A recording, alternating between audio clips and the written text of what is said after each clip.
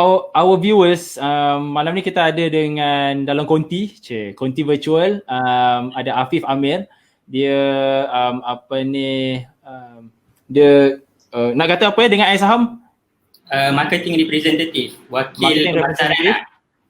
Okay, wakil pemasaran iSaham, and juga penyumbang artikel dalam majalah labo.com. So if you have questions, ada soalan berkaitan dengan pelaburan saham, boleh terus shoot dalam comments, nanti kita upkan bila masa yang sesuai. So Afif, dalam saham ni, pelaburan saham, what is the fundamental yang semua orang patutnya berpegang? Sebab ada setengah orang tu dia okay melabur saham kan, apa yang dia nampak saham, bursa saham, and dia nak campak duit dalam tu and then dia nak return kan. So apa fundamental yang sepatutnya kita pegang sebelum kita menceburkan diri dalam pelaburan saham? Okay, so kalau nak melabur dalam saham ni, kena faham asal, betul? So sebab kita bermula dengan soalan pertama ni lah. Apa dia fundamental saham? Saham ni sebenarnya ialah sebuah security yang menunjukkan anda ni pemilik company lah. Anda pemilik company. So katakanlah anda membeli satu unit saham satu company yang listed kat bursa, contohnya Petronas Dagang. So anda diconsider sebagai pemilik saham. So kalau ada AGM, anda akan di-invite sebagai shareholder, dan anda boleh attend lah dia punya AGM tersebut. So saham ni basically ialah bisnes. Kalau sejarahnya, kalau kita ambil timeline seorang businessman, katakanlah Koyim nak buat satu bisnes, nak buat bisnes digital marketing lah contohnya, atau branding ke apa, buat satu firm, dan firm tu nak dikembangkan sebagai digital marketing punya giant lah. So Koyim set up satu company, kemudian run lah bisnes, dan kita boleh katakan modal permulaan bagi bisnes tersebut ialah equity, iaitu berapa starting capital untuk bisnes tu, dan akhirnya akan di-convert sebagai saham lah. Kalau contoh, katakanlah Koyim kata dalam bisnes dia ada 100 unit saham dan dia start bisnes dengan jumlah 1000 saham, so adalah 10 lot saham dalam dia punya bisnes. Tapi mungkin orang tak sedar, walaupun businessman, kalau yang mungkin buat enterprise, dia pun tak sedar benda ni sama ada saham ke tak. Benda ni akan jadi, saya rasa lah, boleh tanya businessman lah, dia akan jadi kita concern terhadap jumlah saham yang kita ada bila kita dah berdaftar sebagai sendirian berhad lah. Sebab every year kena declare kat SSM berapa saham yang wujud dalam syarikat masing-masing. Dan salah satu turning ataupun point yang menjadikan seseorang tu akan berfikir tentang saham yang wujud dalam company dia ialah bila dia nak cari investor. Katakanlah Koyim tadi dah buat firm dia, kemudian dia nak expand dia punya business, kata nak buka kat Sarawak, dan dia tak nak rolling daripada duit yang dia ada. Dia nak jadi satu fund baru ataupun partner dekat Sarawak yang akan run business kat sana, sebab dia orang tahu dia punya demografi dan macam mana nak attract customer kat sana. So dari situ Koyim akan bertanya orang yang kat sana ataupun kenalan dia, kau nak tak invest dalam bisnes aku ataupun jadi partner lah dalam bisnes. So berapa modal yang kau boleh beri, dan kita akan kira lah berapa share yang sesuai untuk diberi. So kita pecahkan ikut lot dan dari situ orang akan start concern lah pasal berapa jumlah saham yang dia ada. Kalau mungkin seorang-seorang dia tak risau sangat, sebab memang total modal dia daripada dia kan. Kemudian so basically kalau dia mengembangkan bisnes akan adalah business model yang pakai saham ni. Betul. Memang sebenarnya semua bisnes ialah saham lah. Ada saham lah. Ada ke business model yang company tu berkembang without saham? Tak. Sebab memang semua bisnes perlukan capital, dan capital tu boleh kata ialah saham lah. So katakanlah Koyim tadi dah rasa nak mengembangkan bisnes dia dekat South East Asia, dia kembangkan, buka lagi. Katakanlah perlukan investor, dia boleh cari private equity kalau nak invest. Lepas tu carilah venture capital ke apa semua untuk invest dalam company dia. Dan katakanlah Koyim ni dia nak besarkan lagi lepas dia dah jajah South East Asia, Kemudian dia nak buka lagi kat South Africa, nak buka kat China, nak buka dekat beberapa kilang ataupun firm dekat negara-negara yang lain, dan Koyin perlukan sejumlah wang yang sangat besar, katakanlah 20 juta, dan tak nak melalui tempat-tempat lain seperti macam bank, tak nak buat financing, dan tak nak minta private investor sebab kita tak nak cairkan dah kita punya saham tu. So antara cara yang boleh dibuat ialah lancarkan IPO. IPO ni apa? IPO ni initial public offering. So pada waktu tu, ini maksudnya sama jugalah, akan cairkan lah. So katakanlah tak nak private investor yang lain macam private equity dan sebagainya, dan tak nak loan bank ataupun financing daripada bank, so boleh buat IPO lah. Tapi IPO ni biasanya syarikat-syarikat yang dah besar. So dia nak apungkan saham dia kat bursa. So dari situ dia akan lancarkan IPO, dan dari IPO tu lah, ingat Koyin tadi dia nak expand dia punya business ke merata dunia kan, merata dunia. So dia perlukan katakanlah 20 juta, dan 20 juta ni akan dijual dalam bentuk IPO lah. IPO ni sebenarnya ialah saham lah, Tapi pada masa tu ialah pertama kali dia ditawarkan kepada public, kepada orang awam. Kalau tadi cerita Koyin tengah expand kat Southeast Asian dengan dekat dalam Malaysia tadi, dekat Sarawak tadi, ceritanya ialah Koyin cari investor sendiri. Sendiri. Contact. Kau nak invest dalam company aku tak? Lepas tu jumpa private equity ataupun private equity offer kita, kata kami nak invest dalam business kau bagi aku berapa persen. Itu contoh. Itu yang private cerita belakang. Yang orang sebut angel investors. Betul, dalam angel investor betul. Dia biasanya bahagian awal lah.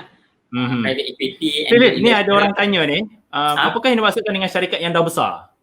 Syarikat yang dah besar ni susah juga. Ada juga. Biasanya yang dah ada definition ke?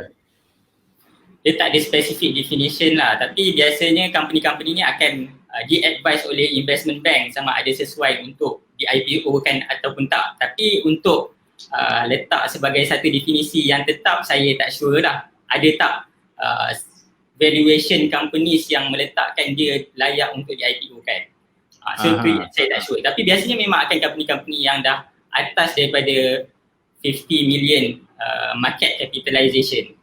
So dia size company biasanya. So lepas Koyin perlukan 20 million duit untuk mengexpand dia punya business. So dia jual IPO tu. So dengan menjual IPO tersebut kepada public, macam contoh saya beli IPO tersebut sejumlah 5,000 unit. So saya memberi duit direct kepada Koyin company, Koyin punya firm untuk dia expand business dia. Itu IPO. Kemudian dia macam trust fund lah kan? Betul? Bukan. Dia macam memang exactly kita bagi kepada company tersebut untuk dia expand company dia tadi. So dalam masa sama kita pegang satu portion of that company, which is bentuk saham lah. Itulah saham. Dari situ wujudnya saham yang di-listkan kat bursa. So lepas IPO dan company tu dah disenaraikan kat bursa, maka tukar macam ni, jual beli dalam pasaran bursa hanyalah pertukaran antara trader sahaja.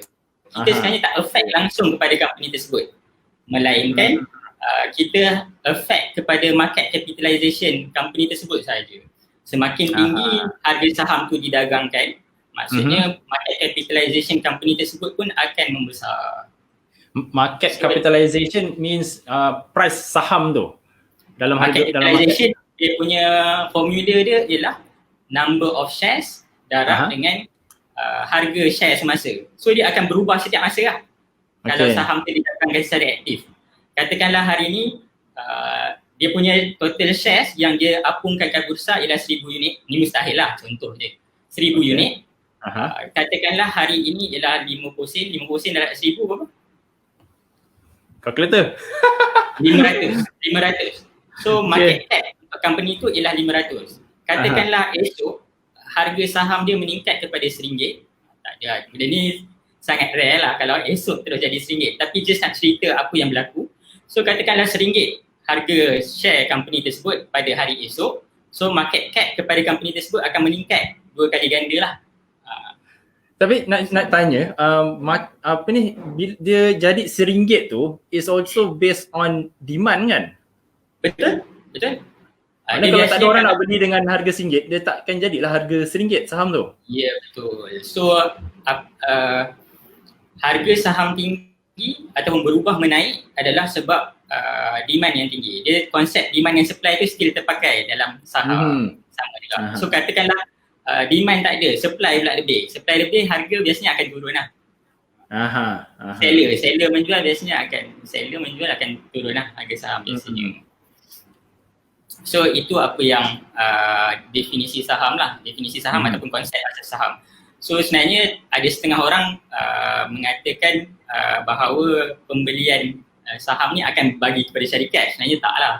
Dia just pertukaran shareholder sahaja. So untung tu antara shareholder yang pertama kepada shareholder yang kedua lah. Shareholder pertama kalau dia jual lebih, dia akan dapat capital gain. Kalau dia jual kurang, dia dapat capital loss lah daripada yang dia belilah. Itu trader lah kan. Tapi kalau dari sudut company, macam soalan ni, adakah company still akan dapat untung dengan pembelian dan penjualan saham di antara trader dekat pasaran saham? Tak ada. So dia memang antara trader sahaja. Betul? Company hanya akan dapat duit daripada IPO tadi. Akan dapat initial tadi tu kan? IPO tadi. Koyim tadi nak expand tadi, so dia tawarkan IPO kepada rakyat Malaysia. Siapa nak beli IPO, sejumlah 1,000 unit contohnya dan fully subscribe, so Koyim akan dapat 20 million. 20 million itulah yang dia akan guna untuk buka kilang lah, buka firm dekat luar negara dan sebagainya. Tapi maknanya kalau macam tu, saham yang berlega di kalangan trader ni, company tak dapat profit, tak dapat rugi. Tapi at the end of the year, biasanya kita akan dengar company kena bagi commission. Tak, company boleh bagi dividen lah. Dividen kan? Tapi dividen ni tak semestinya dia nak bagi. Tak semestinya. Dia depends pada polisi syarikat. So kalau syarikat tu buat untung, biasanya ada kemungkinan dia akan bagi dividen. Kalau jenis company yang dia mengejar growth, dia tengah nak expand dengan berapa kali ganda, so kadang-kadang dia tak bagi dividen pun. Sebab dia nak fully utilize duit yang dia ada untuk buka kilang ke apa-apalah. But then dia buat macam tu, orang nampak company tu grow, the price of the share akan besar juga kan? Betul. Sebab demand akan share ni dia disebabkan sentimen orang lah. Orang nampak company ni buka kilang lagi kat sana, mesti profit akan naik lagi. So dia antara faktor-faktor yang menyumbang harga saham naik ialah tu, sentimen orang. News ke apa ke, memang akan menyumbang kepada harga saham tersebut lah. Dan macam mana business model tu lah. Kalau boleh kata harga saham meningkat ni memang sebab fund-fund besar lah. Fund-fund besar ataupun smart money orang panggil. Orang yang ada duit yang banyak. Sekumpulan orang yang ada duit yang banyak yang memang dia buat create demand lah dalam counter-counter tersebut. Boleh jadi dia invest sebab dia bullish ataupun dia optimis terhadap company ni. Dia kata company ni memang Tadi Afif ada sebut tadi bullish. Itu term saham kan? Dia ada bullish dengan bearish. Betul? So bullish ni macam kita yakin dia akan meningkat naik lah, senang cerita. Bearish ni kita macam pesimis terhadap counter tersebut. Kita rasa macam dia akan turun ni. Dan downtrend tu boleh kata macam bearish juga lah. Kalau saham tu menurun, memang orang kata bearish lah. Kalau harga saham tu sentiasa menaik, ni bullish ni.